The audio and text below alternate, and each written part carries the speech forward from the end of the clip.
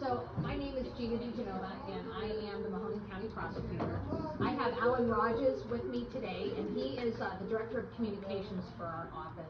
And he is also, I'll tell you a little bit about we have a comfort dog in training, Hope. So Alan is Hope's roommate, and Alan is her handler, and she is in training and hopefully will be certified as a comfort therapy dog in the very upcoming future.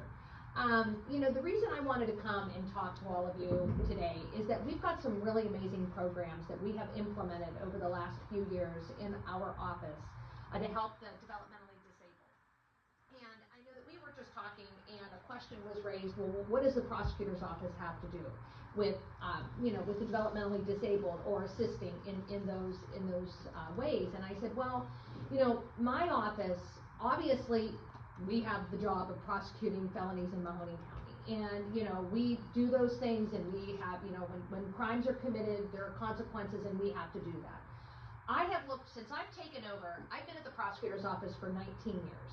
And I've worked in various departments, primarily the civil division for the first probably 10 years, where I represented our elected officials and our boards. And one of the boards that we have is the Board of Developmental Disabilities. And we do a lot of work with that board. We review all the contracts. We make sure that the services are able to be provided. We assist them with different agreements, and we assist them with any questions really that they may have. I, as just a person, I have always had an interest in assisting vulnerable groups. My daughter was involved with, I don't know if any of you heard of Miss Dana's Diamonds. So Hannah was involved with Miss Dana's Diamonds for many years, and she was a mentor to their special needs cheer group. And so we got to know a lot of the parents. And, in talking with them, you hear about, the struggles and the lack of resources. And so when I had the ability when I became prosecutor, and I had the ability to implement programs to assist and try to be proactive instead of waiting for the clients to come to us, we try to go out into the community and make things better. And one of the areas that we have focused on are vulnerable groups. And what we've done is we've created a special victims unit. And within our special victims unit, we focus on prosecutions against vulnerable groups, and that includes the developmentally disabled, women, children, animals, and the elderly. And in combining those groups and in furthering that unit, we have community partnerships.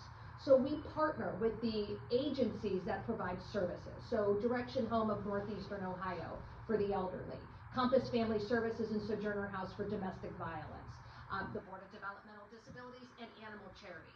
And so in the midst of those community partnerships, we have talked amongst ourselves on what can we do to be proactive.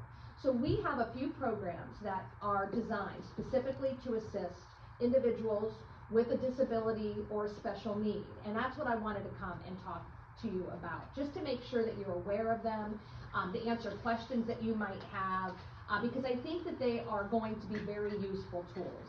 So the first one that I did want to talk about is this. We have a special need. If you look in your bags, we've got some other resources, but there are a couple brochures that are directed to what I'm going to speak about. One is the Mahoning County Special Needs Registry. Does anyone not know about this? Okay, so the Special Needs Registry was developed, and a lot of what I do, I'm not going to say that I have created these out of thin air. I do a lot of research. And when I became prosecutor, I spent a lot of nights researching across the country programs that other prosecutors' offices had or other government agencies had. And I looked at what I thought would benefit our community. Sometimes I would tweak them a little bit, and then I would bring them to us. And this was one of them. So the Special Needs Registry is available in different counties and different states across the country. They are usually freestanding databases that their police departments use or their prosecutor's office use, and they provide information about individuals with disabilities. So in the event that someone comes into contact with a law enforcement officer or a first responder, they are able to look on the directory if this person is listed and find out information that would assist them in interacting with them. What I didn't like about those programs was they were freestanding databases, and so the police officers or the first responders would actually have to seek out the information. And working with police officers and agencies for 20 years, they're busy, and they don't have time to go into somebody's database and look names up. So I thought, what could we do in our county that could make it easier? So we have a good relationship with the sheriff's office. He runs the 911. So we collaborated with that department, and we created our special needs registry to run directly through our 911 dispatch service. So how this works is we have, through the Mahoney County Prosecutor's Office website, we have, if you go to our programs, there's an online portal that you could access and put in all kinds of different information about an individual, your family member, caregiver, anyone that has a special need or a disability. It requires a personal identifier, so if we get information on a John Smith, we know we're talking about the right John Smith. We ask for information, we ask for an updated photograph, we ask for any information that would assist, maybe things that would bother that person, sensitivities to light, sensitivities to sirens. If you hear a lot, you'll hear sometimes on the news, I have my uncle with dementia got behind the wheel of a car, we can't find him. Where they frequent, so we ask for where is some place that the individual would go. Things that they like, things that they're afraid of. Maybe someone would be aggressive if they have anxiety. There's just so many pieces of information that you could give, as many or as few as you would like. The information is then uploaded into the 911 system. And so how this works is we have somebody on the back end of the 911 system who creates a personal identifier and a profile. So if you get a call from someone and they say, I have an individual, this is the name, or this is the address, or a car license plate number, the dispatcher will get an audible alert, and it'll say SNR, Special Needs Registry. He'll be able to pull that up and then disseminate that information directly to the first responder via dispatch. This way, the police officers are digging it out themselves, and this way, it is all provided to them. One benefit that we saw that we didn't realize in the beginning was, if you have an individual with special needs that resides in a home, and say you have the need for a first responder or a law enforcement officer to come to the home, and say you have, and we've had it, and I've had friends who have children who are grown adults, and they look typical, okay, and you don't know from seeing somebody that there is a problem or an issue in interacting. So what happens is, you get a call, I have to go to a house, and this person has a special need that lives there. The officer knows before they enter the home. So if they see someone and they say step back, and they don't understand, and they keep moving forward, they understand why. Because I can tell you, we've had cases where individuals with special needs have had interactions with law enforcement, and they have had to use force because they didn't know. Because they don't know. They don't know what's going on in someone's head. They only know what they have to deal with at that moment.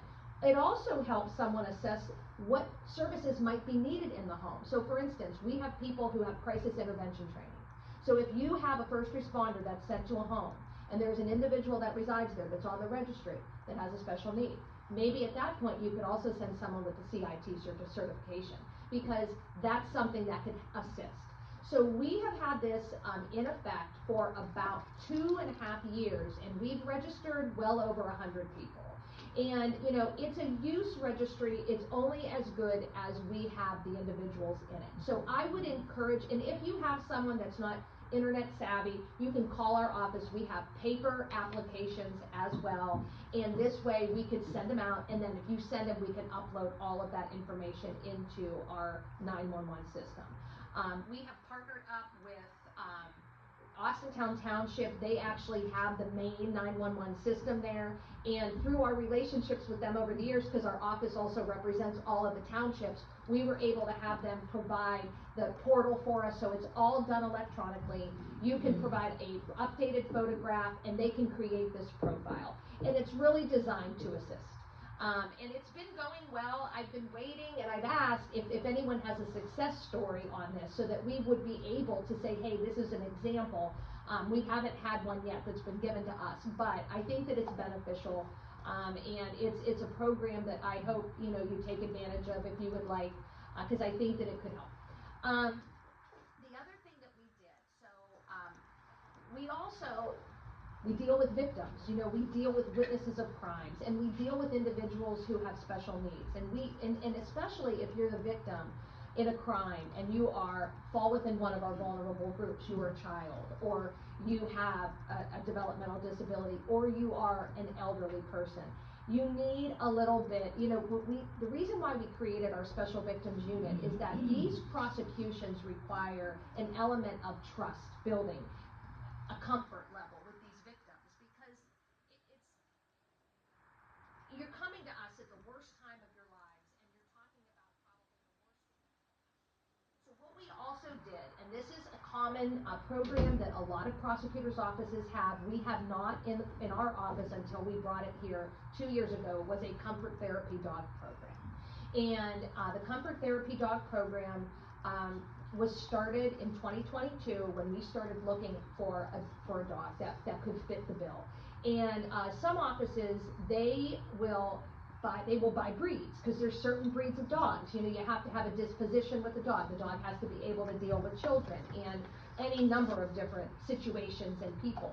So I wanted to rescue a dog. I thought, listen, let's try to rescue this. Let's try to find a rescue and, you know, save a dog from a horrible situation and see if then that dog could be trained to provide comfort. So we tried and we waited. We got in touch. Does anyone know Jenny Falvey from Dog Smarts? She trained mine. I always had the broken Labrador. She was supposed to be my son's service dog.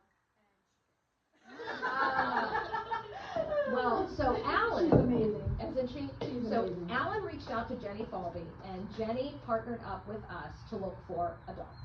And we looked and we looked and we looked, and it was December of 2022, and I said to Alan, I said, I want to get this program started. I said, it's beneficial, and the longer we wait, the less, you know, people we can help, you know.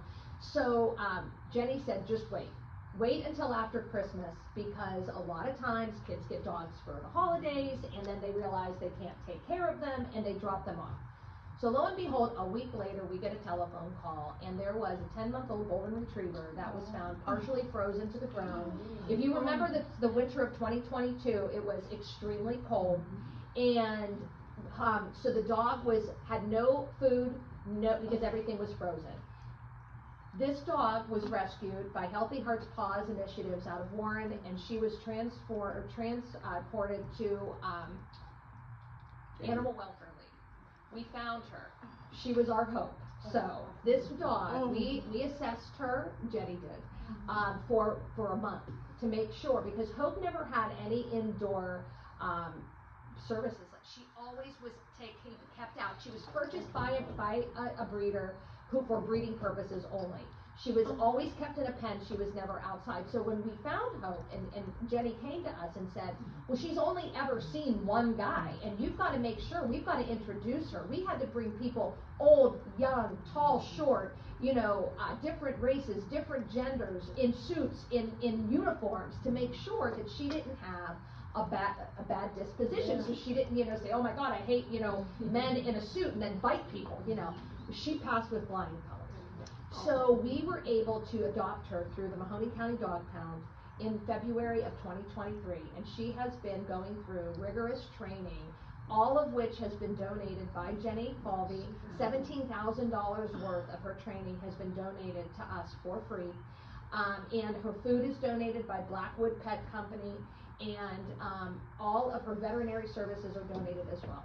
She worked with her first victim about 3 weeks ago. Yeah. It was a young boy who had been abused by his mother, and he just and what we do is, not everyone likes dogs. So when we have our victim input forms and our witness input forms, we ask, would you benefit or would you like to work with an animal? And if they say no, we just keep Hope away. Most people say yes. And so we have brought her in. We also, once she's certified, so she has her Canine Good Citizen certification. She's very close to being tested for her comfort therapy certification.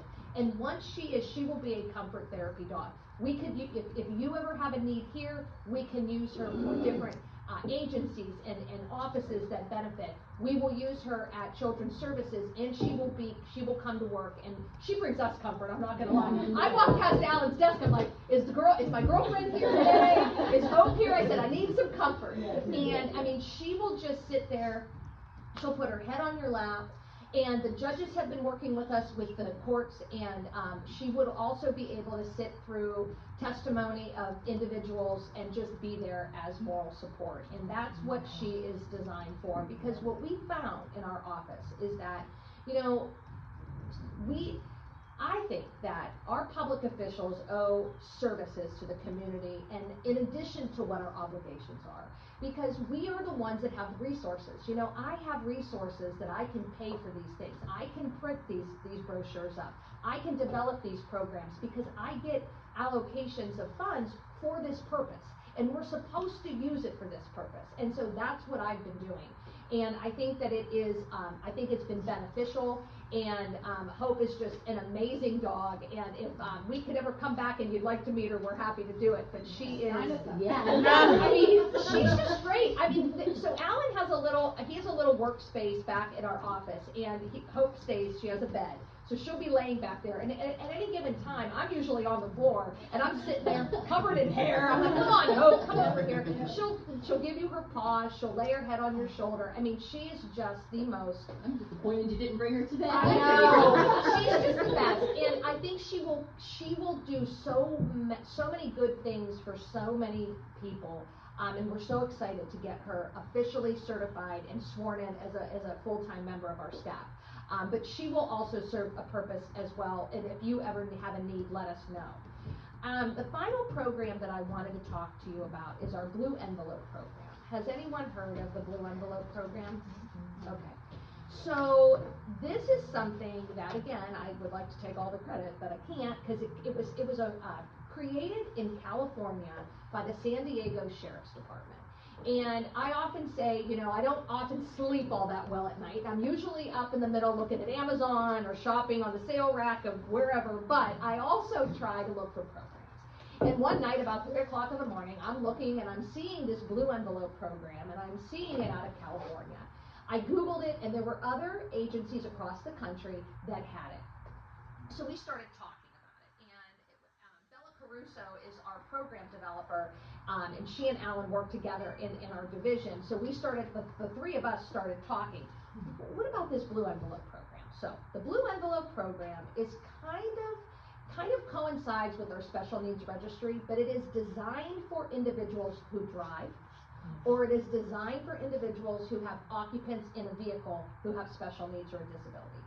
And again, it is designed as a communication tool with law enforcement. So what you do is we have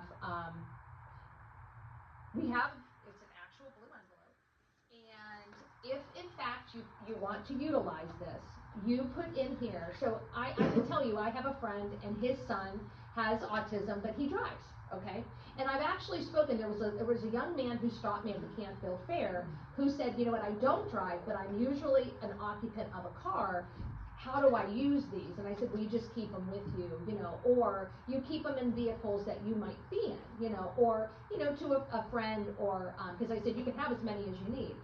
But what you put inside, if you're a driver, okay, you put in license, registration, and insurance card, because I can tell you, I get pulled over and I can find none of those things, okay? I mean, I'm looking in my top, the visor, I'm looking at the visor, I'm looking in my glove compartment, I can never find it. And, but this keeps it all right here in the envelope. It also, on the front of it, so you can say whether you're a driver or a passenger. Now, the passenger element is unique to our state, and because we're the first office in the state of Ohio that has utilized the Blue Envelope program.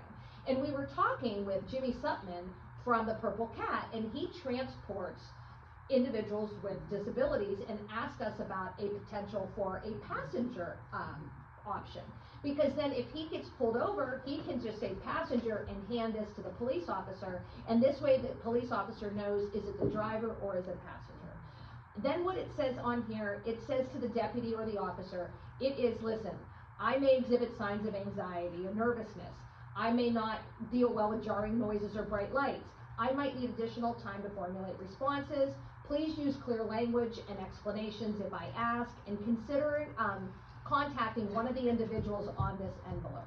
And so on the envelope, it could say my name is, in an emergency, please contact, and then there's space to put special information about the individual. Again, I had a friend of mine who also has, now her son is not able to drive, but he has severe autism, but he's grown and he's an adult.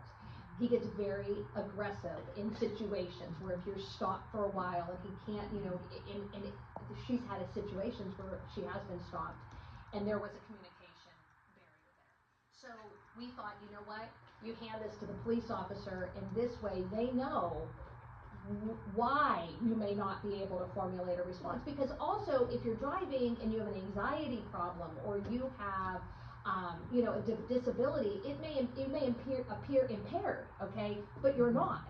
And so this helps explain the situation without it rising to a level where someone is aggressive. And I had a case, I was talking to a lawyer, and he said that they actually had an excessive force case that he had to defend, not in our county, but in a different county, where an individual was tased, a special needs individual was tased by a police officer because of a situation that went south very quickly. And he said, had you had this, it might have changed that. So in Mahoning County, because people say, well, how do the cops know? Well, I have notified every police department in Mahoning County. I have notified every city council. In cities, their council got copies of these, their mayors have received copies of these. In townships, their board of township trustees have received copies, township administrators, and the chiefs of police in every police department that services this county, including the Ohio State Patrol. So if somebody doesn't know about it, I don't know what more I could do other than go to the police departments myself and talk to every single person. But we have notified every police department. What we have in these packets, if you want, you don't have to do this, but there is a decal that you could put on the back of your window, so that if the police officer stops and you see this decal in the back of the window, they will know, blue envelope. We also included a keychain, and the keychain has a little fob roller on it, because if you're sitting there and you need to keep yourself occupied, it's something to keep your mind occupied. So that is something that we include as well. So far, what we have done with this program is we have distribution points. We've partnered with the public libraries of Mahoning County, and we have every library in Mahoning County have blue envelopes, because we thought, where best be distribution points? We thought the police department, and then we said, well, not everybody is in the police department, and not everybody cares to go there.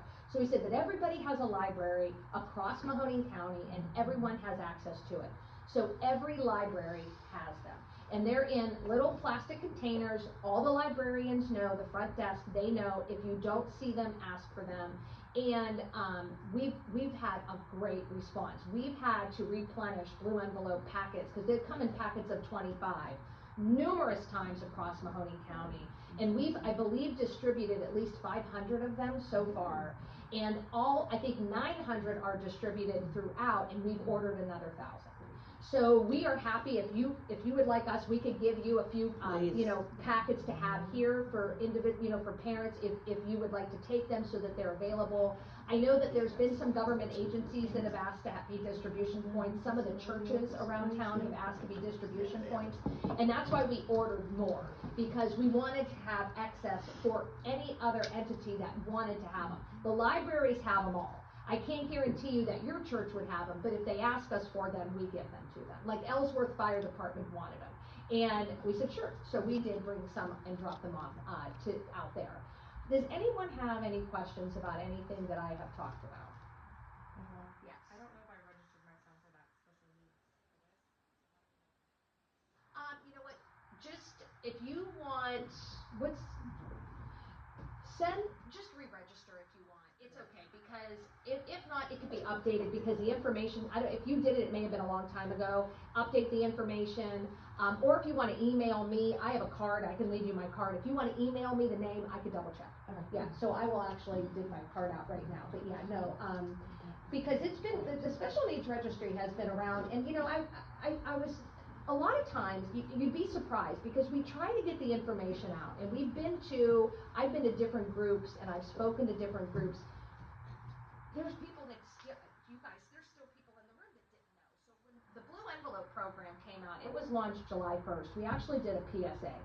And we did a PSA because, in addition, the Sheriff's Office is partnering with us and the Board of Developmental Disabilities. So Bill Whitaker, myself, and Sheriff Green did a PSA, and we've run it for 2 months on TV. And there are still people that don't know. We put it in the newspaper. I don't I know. have cable or watch TV, so. Yeah, well, see, there you go. And so we're trying to get the word out the best that we can. So that's why we go to the groups. We did have it in the newspaper for a while, and then on social media, but it's really word of mouth. And I know people don't have TV, and so we're trying to utilize different avenues, because it benefits those who use it. If you don't know it, you can't benefit from it. So we have, like I said, the ability to get information out. If you have questions, call our office. Alan or Bella or myself can answer questions, and we hope that it helps. And that's what we're designed to do, because yes, we prosecute those who violate the law. We're trying to prevent crime, and we're trying to prevent situations from happening if we can, because I would prefer not to have cases. I prefer to be out of business in our criminal division, because I have no crime. But we do service a lot of other agencies in our civil division, more than people really realize. And so, we try to take those resources to make them for good, and try to be a little bit more proactive. So that's what we've been doing. There's also some information in here about some other programs. We also do, just as an FYI, I don't know if any of you have groups that you are parts of, but we have a speakers bureau, and it's free, so we can come out to any group on any number of topics, and we can provide information. I speak to seniors about scams and frauds a lot. I go out because you would be surprised, and it's really not even seniors, because I get these weird emails about Amazon password and my account being compromised. So we do a lot of those. So if you have a need, my information is in here. Our website is just Mahoning County Prosecutor's Office. We have an email that you can use that directs it right to us, and so anything that you guys need, we are happy to help out. Anyone have any other questions? Yeah. Yes. Do you have to be a Mahoning County resident to register? You don't. We're not. It's designed for Mahoning County, either reside, work, travel through frequently. But I'm not turning anybody away. The only thing with the special or the blue envelope is that if you give it to an officer outside of Mahoning County, they may not know what it is. Because I've actually had inquiries made from people in Cincinnati. The Summit County Sheriff's Office has talked to us about bringing it to them. What I intend to do, my plan is, I'd love to see this in legislation and make it statewide. I think that it would be beneficial, and that is my plan. We have worked, I've worked with Lauren McNally. She's a state rep, and we've worked together on some legislation. Recently, she passed some legislation introduced about putting cameras at rest stops, state-owned rest stops, because it's human trafficking measures to try to prevent it, or to try to find victims and help them. And so I think that this would be great. This is definitely something that's on my radar for next year, because I think it would be something that could benefit all Ohioans. I think that it would be a great tool. So again, I had people call and say, hey, I live in Cleveland, can I use this? And I said, no, they're not going to know. So that's the only problem if you use it out of the county. But I know Hubbard Township, because they are so close to us and they have a lot of overlap, we did send them to them as well, because they asked for information on it. So we wanted to make sure that they got it. So. This is a great idea, because I know my biggest fear, my son has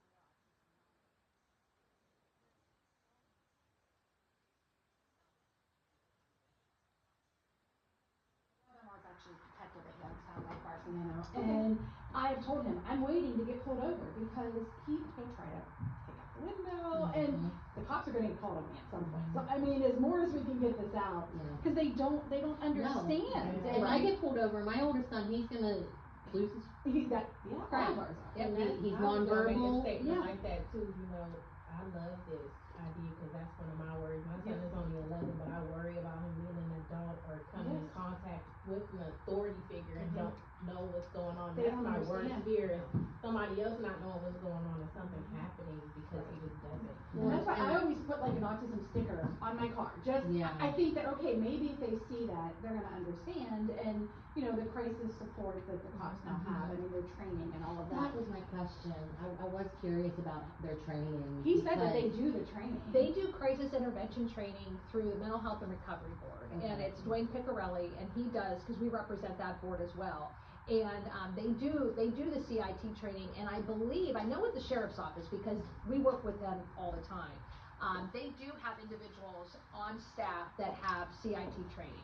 I can't speak, I know that there are other departments that have as well, but I can't speak to every department and how many each have, but I know that the training is available. And I know even through OPATA, I believe now, with new police officers in the training, these are things that they are introducing now early in the process, because it is something, it's an awareness tool. And you know, I did defense litigation for Mahoning County for probably 10 years before I started doing other things at the prosecutor's office. And the biggest thing that you see with police is that it's a misread of a situation, okay? Because you have police officers who have to, and I say it all the time, they have to run toward the danger, they don't get the option of running away, and sometimes you have to make a split-second decision.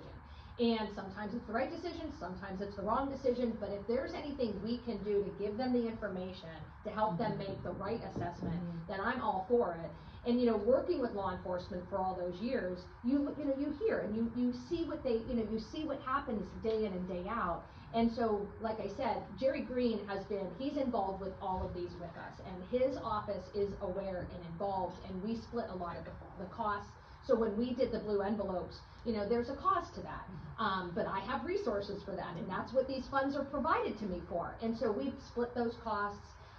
And so it's de minimis. I mean, the cost is so low compared to the benefit that it would be. And, you know, I use every penny I can, because we've got these discretionary funds, it's furtherance of justice, and I get an allocation every year. And I try to use every penny of that for program and notification and awareness, because that's what it's for.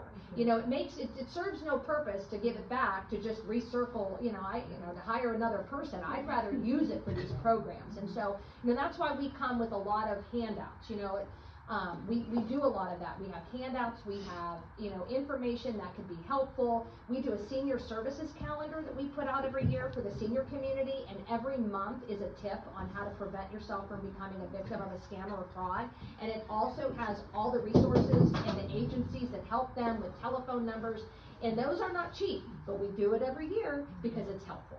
And I think that it helps people, and we've gotten great responses from our senior community on those calendars too. And that's another service that the sheriff's office collaborates with us on. So, I love this idea. I think it's going to be great. Yeah. I got stopped yesterday.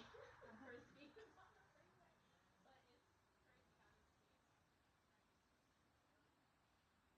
But it's crazy how these I'm scared, you know. Sometimes I think that's worse because they do understand a little bit more, and they might not say the right thing. Yeah, Because my younger son is like that. And I don't want Where my that older either. son's nonverbal, my younger son is highly verbal, but he, you know, doesn't Might say always. the wrong He doesn't. He talks. But thankfully, you know, the cops were nice. Yeah. He wasn't, you know, out of control, but all I was thinking was like, anything can happen in a split second. It can. Right. Anything bad can happen. So It can. I'm actually happy about this. I'm glad. So that's I'm one of glad. my biggest fears is law enforcement now. So I understand, and so anything that we can do, like I said, to help, and you know, I'm available for questions, you know, even after, you know, like I said, our contact information is in here. We have a website, and please reach out if you have questions, or if you have any other agencies that might benefit from these packets, we can deliver them. You know, we are happy to give them. And you know, I'm very optimistic that these programs will assist. And that's what we're about, you know, and it's kind of all just coincides with what we've been doing. And, you know, like I said, I appreciate the time to come out and talk to you all. And we're going to keep going with this. I mean, these are programs, you know, every year we're going to build upon. We're going to maintain what we have. Because sometimes we'll talk, and Alan and Bella and I will and Bella especially gets really excited. And she says, and what about this? And I said, well, we don't want to start it more than what we can maintain. So every year we have our sights set on at least one good initiative. and then we have to maintain the other ones. I think a good thing would be to like put out some kind of information for parents, especially when they have like nonverbal kids, of like ways that you can tell like if they've been like sexually abused, because they can't tell you, you know. So it's I don't know, like sometimes, cause that's a big fear of mine, because you know she can't talk really. Sure. So I'm always scared, you know, like something's gonna happen to her and I'm not gonna know. Well, that would be So interesting to do, because we work, so the CAC, the Child Advocacy Center, when we have individuals who are abused, they will do the interviews, because they are specifically trained in those areas, and that would be something that we could work with them to develop, kind of like a checklist or signs of abuse that parents could use. That's a great idea. How would we know? Like that's so, I'm Yeah, so protective of letting my kid go anywhere, because I don't know, So I you just don't know? wanna go anywhere. I don't let them go anywhere, cause I'm the one with them. And you Exactly. be afraid somebody's gonna hurt them because they can't speak They up for can't. Right. themselves. So And you you'll hear those rather- horror And stories, and that's so as they scary. age, they become adults, it's even scarier, Scarier. because you have to find, you age out of the where you're comfortable, and you have to find new situations. Yeah. Well, and I can tell you too, because we work with Adult Protective Services, but there's that lag between, I mean, Adult Protective Services is somebody over the age, I think, of 60, and then when you age out of the other resources, you know, really, you have the probate court, and we deal with Judge Rusu a lot, where he will look for, and I can tell you, Judge Rusu is very proactive in a lot of guardianships, okay? So if he notices, because we actually had a case where a mother was a guardian, and there was a lot of money that was missing because there was a lawsuit and a judgment, and so he sent it to our office and we looked at it. But he's watching too, so, and a lot of times you will see it in the guardianships, because that's oversight through the probate court, and he's very good with that as well. Just to let you guys know, at one of the future parent meetings, Alan's gonna help me connect with someone, and we'll bring somebody in on that topic. Yeah, our especially- juvenile prosecutor, Alyssa Montevelli, she goes around to different townships and schools and talks about State Bill 288, which essentially talks about reporting sexual abuse from a administrative and a teacher perspective, and how you can spot certain things and see certain things within children who are abused in the home and come to school on a daily basis. So I've actually been traveling with her the last few months, and we've been going around talking to different teachers and administrative staffs about this bill. So yeah, we absolutely can bring her in and do like yeah. Would you guys like that? Yes, Yeah. yes, Yeah, please. especially for special needs, because I think a lot of people kind of look over them because they don't talk to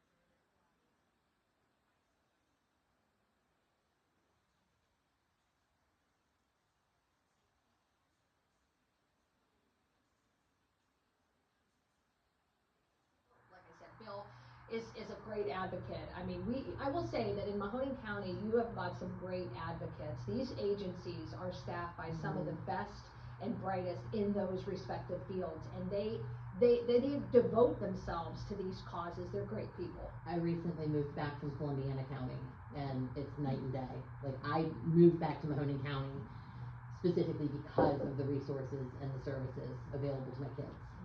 Because I could not get a call back from the Board of DD in Columbiana County. I could not, I called, my oldest son turned 18, and I called about starting the guardianship process, and I was told I had to have an attorney. Well, I'm sorry, I'm a single mom. My only income is my kid's Social Security. I can't afford an attorney, you know, and they wouldn't help me. Nobody would help. That's something I just wanted to ask about, because see, I never knew that. So it's like a guardianship? When they turn 18. Yeah, I don't know. Maybe we need to have a meeting on that one. There was He one came last last year year, about but, it. I think that we should have it Mike back. continuously does that, so one will be coming Yeah. up. I never even Right. knew that. Yeah. Yeah. He's We can help excellent. you with Judge that. Rusu, Yeah. I didn't know. I excellent, just thought, excellent. he'll be with me forever. That's all. Yeah, you I think already that, got it in but- my mind. He's gonna be with me forever. So So mine. I'll appoint you an attorney in Mahoning County, and you go through that process. Oh, okay. It's nice, yeah. I'm Well, But the it's- whole it's bathroom completely- thing, like I was thinking, like now Matt's at 6 or 15, and he has to go to the bathroom. So I can't, you know. But I wanted to still- ask too. I'm sorry. No, I was gonna say, No. I still take Lucas with me You when have to we go go into the out. I bathroom. mean, People look at what me and I'm like, what am I can I supposed do? to He's not looking at you, he's with me, just, you know, But we go that's into an the, issue. but it is, it's a constant. Next time, take them into the men's and see the I said, what do you want me to do? Do you want me to go into the men's, or do you want me to take Yeah, him into the that's so handicap true. stall in the women's? So he gets mad that women's don't have a urinal. Ah, Matt doesn't know how to use So it. I Just walks right into the men's room with him. What are you supposed to do? Yeah. But it's, you know, you get the side eye and it's, as they age, it gets more and more difficult. And then things, doing things like that, people call the police on you Yes. and things happen, so Right. what she just said, we got our registers. Yeah. Got it. But that's something I worry about, because when I go into the handicap stall with a 15-year-old that's as tall as me, and they're you somewhat can tell, but I always worry, like my mind just goes 1,000 miles. They drop to the family restroom. That is, Yeah, but they're not, yeah. they're not everywhere, They're not that's the everywhere. problem. But they're great when they do Yeah. that. Yes, yes, they are, yes. I wanted to ask, this is great for the car, and I know this is specifically for the car, but, you know, yet again, in our houses, our kids have meltdowns. They're loud, thank God I live in the country and I don't have neighbors right beside me, but it would be nice to have something to put at our house. Like, I put an autism sticker on my window at the house. Something, because I'm Alan, so, that's a great Yeah. idea. I'm I so like worried ABCs about to that. have them. Yeah. Well, I even asked, like, and we live in Coatesville, so like, I even asked, like, can we put the autism awareness thing, and I mean, something, because I am just waiting, our kids are loud, they have meltdowns, something for our windows, so neighbors Keep them caught. quiet in the No, I like that idea, no, and I like the sign, like Yeah. but the special needs registry would help with that, if you register your son on the But special. quote, neighbors. Well, just something to help I them know, don't but you know what fall though, I apart. like the idea of a sign, and that's something we could look into doing in the future, Okay. absolutely. We have 'Cause signs, I bought on Amazon, and we have signs on both of our cars and our front door, and it says there's an autistic child I have and the stickers. nonverbal. Yep. And he's nonverbal, so we have that everywhere. nice. Cause we like to take him to the ocean a lot, so we put the stickers on our vehicles so that if we ever got in a wreck, they would know, Sure. you know. Yeah. And another Well, we project that would have- be nice is, you remember when the Youngstown Police, and The it's been a seatbelt couple years, mine's covers. actually all, it's messed up now. But the Youngstown Police had done the seatbelt covers. Mhm. And then that would be something, because a lot of our families didn't get them, and I know mine's worn I out. mean, like a color code if they automatically Well, know. no, It says, I Special have needs. special needs or I have autism or something, and And you then can, inside of there, it actually has information sheets of who your physician is, say you're in an accident. what you medication they're can't- on. You can't Right, talk. I can't see, right. They know who to contact, so if that's something, that would be helpful And you know what, as some well. of the blue envelope programs have seatbelt, things that connect to it, and we didn't do that yet, but that's a great idea as well. No, these are great ideas, and you know, this is, literally it just launched July 1st, and this is something we can continue to build on. Thank you for doing it. Yes, Yeah. no, we can continue to build upon it, and that's why it's great to sit and talk, because, listen, you guys know, I mean, you live it, and so that's wonderful, I love the suggestions, I so was those are gonna definitely say, things if we're you gonna ever look wanna have a into. panel of parents, I would be happy. this is like a group to come to, because I go every year to NeoMed and speak to medical students about what it's like raising a child with autism, and cause they have a big conference and like a whole day of, you know, autism training, and, so, like, I'm always available for any type of education for the community, for law enforcement, for medical professionals, anybody, because it's important. Yeah. And They we need live to- it, we know We it. live it every day, there's Yeah. no better experts than the people around the Right, table. I know. That's what I'm Yep. saying, keep coming here. Yeah. And that's what I always tell the medical students, I always tell the medical students that, you know, you may be an expert in your field, but I'm an expert in my child. Oh, 100%. And I'm so glad for this registry, I'm gonna sign my boys up right away, I'm putting it because, on my car. I had to call 911 just a few weeks ago, my son had a seizure in his sleep, and, I had to call 911, and, you know, it would be nice to have all that information right, you know, just there. Yeah, right, Because my right younger right son there, was having a something meltdown going, right. because he was very scared for his brother, you know, he was terrified that his brother was gonna die. And, he was flying off the handle and horribly upset. I'm trying to focus on, you know, my son who is having the medical emergency, so having the registry, I'm definitely, Great.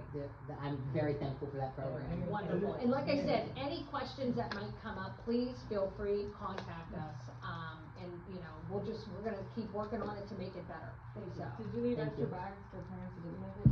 Yeah, there's some extra bags in the Yeah. box over here, and then, there's all the bags on the table as I'll well, email out whoever the needs link, it. I'll put it on our page, and I'll text it to everybody so everybody can have it. 'cause it's I on just here. have a question on, Hope. Is she hypoallergenic? No, that's a I good don't question. think so. Yeah. She sheds. Yeah. I She would- does. She sheds a lot. She's a golden retriever, so yeah. The Yeah. Hokster, it's all about Very long shedding. hair, Yeah, yeah. usually on all But of our can you clothes. tell us a little bit of what like a comfort dog is supposed to do? So sure. So really the program is designed, so what we have found in our research is that when you have a situation where you have somebody that has to come in, and especially in the justice system, okay, so we've got children who have been abused, they've been assaulted by their parents, by their caregivers, and they have to come in and talk about it, and they get very anxious, and they get very nervous, and sometimes just to have the dog sit there, just to have the dog to pet them, she'll put her head on your lap. We found that the studies showed that it's just the comfort level of it brings anxiety down, makes someone more comfortable, because we know with even the CAC uses it when they have to interview people and young children who've been sexual assault victims. It's hard to get, because in order for you to get sometimes the kids to talk, you need them to be comfortable.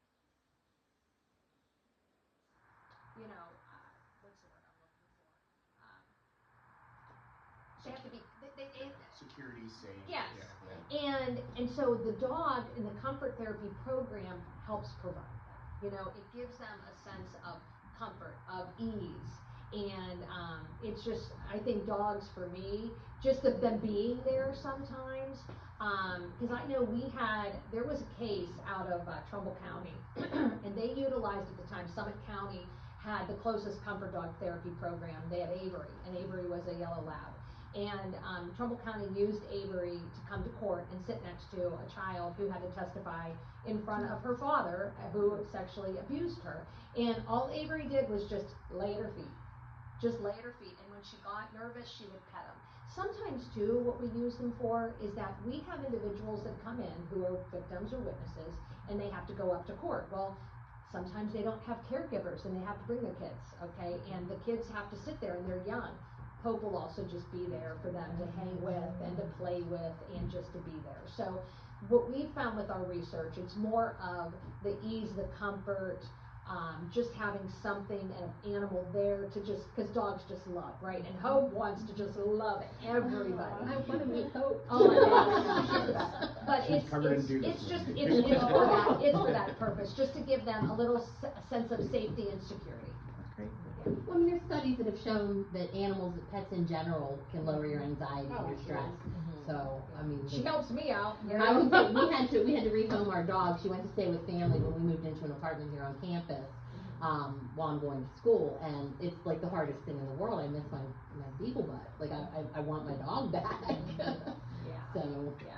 Do you think we could plan a day where the police and the fire department come here and let the kids, I mean, so that the kids know who are nonverbal can touch and feel and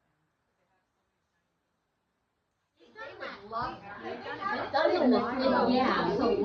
Well, I think they were supposed to last over the summer, and they had to cancel. I No, think. last Yeah. summer I remember. But I think they did come last summer. Yeah, they But did. this past summer they were Does supposed anybody to. know when Safety Week is? Isn't I- there isn't it in like May or something or? I don't know.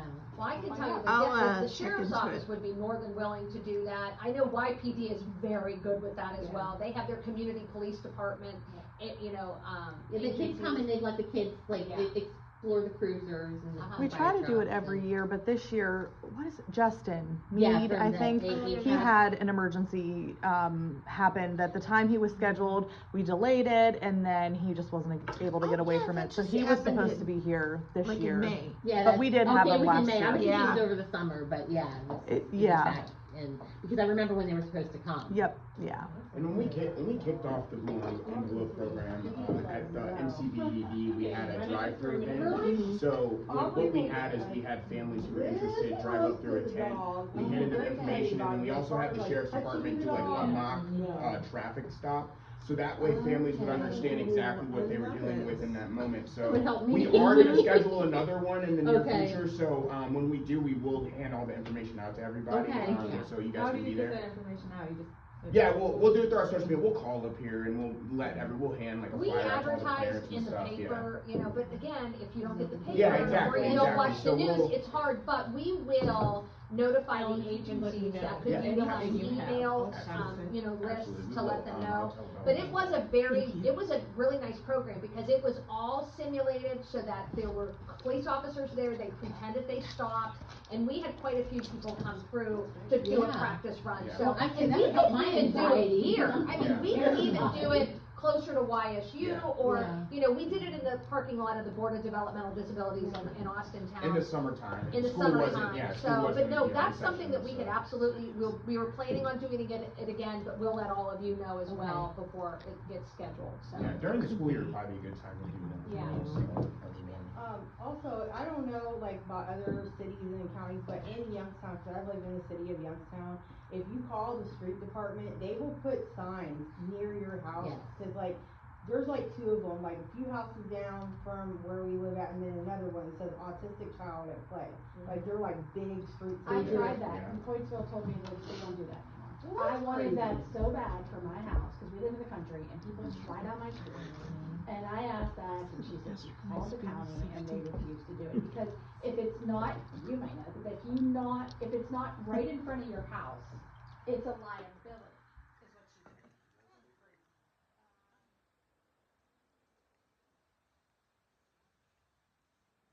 We're a township, so I don't know who to. Yeah, the problem is, so this, when you guys, like, with your cities, you have the ability, council can pass ordinances, and so with townships, cause we represent Coatesville, and they, you know, Coatesville is a little more limited because they're bound by the Ohio Revised Code, and so if in fact you aren't, like, there's certain reasons why you can put signs up, and that's probably why, but in the city it's different, cause they can pass an ordinance that allows that, and they have the ability to legislate within their city council that townships don't have. I want Make that your so own bad. crazy. I feel like I I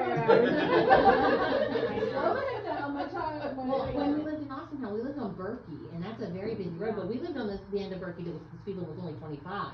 We lived down by the schools, and, this would have been really helpful to You're have able something to, like that, you know, absolutely, get- because, yeah. because my oldest son, he has no sense of danger. He would get out of the house, he'd just open the front door and just take off running before I could catch him, and he'd go this way, the dog would go this way, and I'm chasing him, and, Oh, boy. and you know, like, but, like, it's terrifying, because he has no sense of, like, the danger that poses. He just wants out. That's like calling them.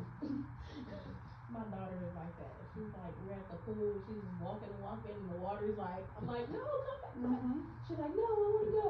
So they have no sense of danger, they just go right to it. Yeah. That's a great idea, if you're able to get one, get those signs Oh, for the yeah. yards. Anyone else have any questions? Thank you. Yeah, thank you so much. No problem. Happy to help. Like I said, let me know whatever we can do. And, yeah, so we'll be around and we'll be doing more with these programs. So, what I can do, I'm gonna leave a few business cards here. Whoever needs them, and all of our contact information is on. So I'll just leave them, right over at, by Alan, and if anyone needs them over by the other ones, you're welcome to take Yeah. them. So, And then on our no special needs problem. registry, we also have our email account that goes straight through our desk. We'll see it, me or Bella or Gina will see it. And then we have our prosecutor's email, and then if you guys wanna give us a call, you can even call us, and we're always there, so, yeah, just, you know, more information, the better, right? Thank So, you. Thank No you problem. very much. It's a Don't pleasure to hesitate be to here. contact us. And then I'm gonna leave these right over here.